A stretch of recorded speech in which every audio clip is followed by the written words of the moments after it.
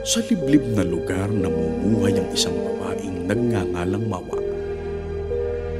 Simula nang mamayapa ang kanyang ina, siya'y namuhay mag-isa sa gitna ng kakahuyan. Malayo sa kabihasnan, malayo sa mga taong kumukutya sa kanya.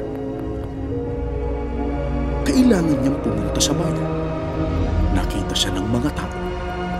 Naging malakas ang bulungan at pinaparatangan ng masakit na salita.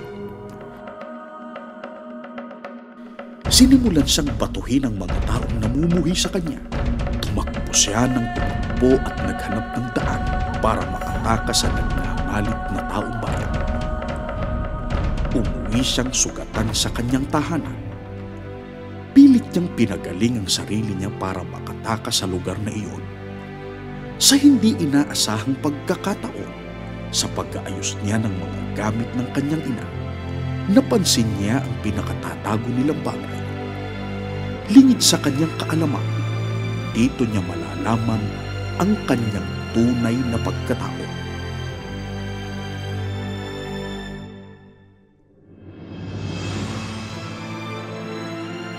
Siya ay isang salamangkera mula sa lupain ng Etheria, ang limot na kaharian ng Encantadia, sa tribo ng Citan, ang tahanan ng mga salamangkero at salamangkera.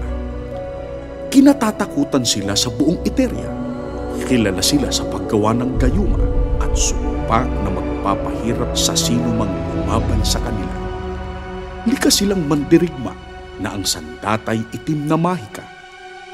Ngunit dumating ang napakalaking digmaan na hindi inaasahan nang lusubin ang 4 na lahi ng kaharian ng Etheria.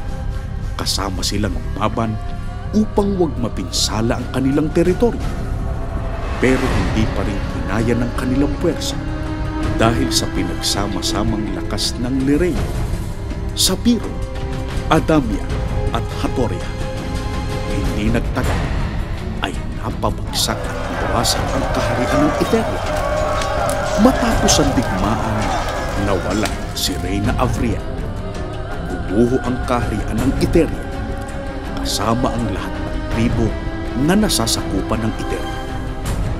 Maraming namatay sa mga Sitano. Ang iilang buhay ay nakatakas gamit ang kanilang itim na mahika. Gumawa sila ng sariling lagusan patungo sa mundo ng mga tao para mabuhay ng payapa. Namuhay silang mortal. Iniba ang kanilang mga pangalan para sa kanilang kapakanan. Ngunit hindi nagtagal na mayapang iba sa kanila sa iba't ibang kadahilanan.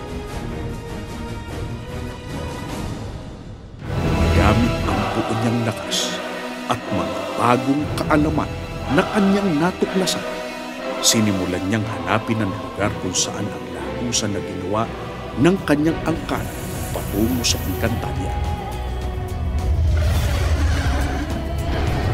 Mula sa pinakakinakatakutang angkan sa Encantadia, ang natitirang Citan sa tribo ng Citan sa limot na kaharian ng Etheria.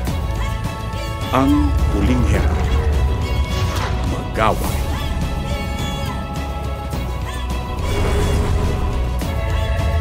Ano ang hatid ni Magaway pagdating niya sa mundo